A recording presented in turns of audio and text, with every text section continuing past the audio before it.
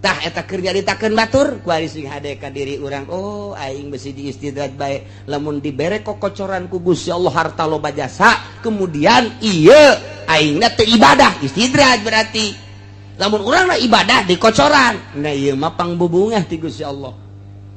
Nah nu mantak sing hade loba jasa berarti nu ku urang kadeuleu istidraj ti Gusti Allah teh mantak sing hade.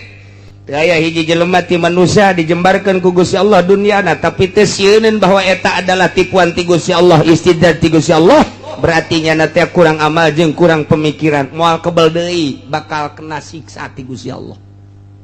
Ya Allah ya Rabbi sing hade jasa sing hade tinggal urang ku ari nu cicing bae Kiai Ustad sok kadatangan jelema nu kararitu pan Kiai mah tuh datang bae paranti kokosed.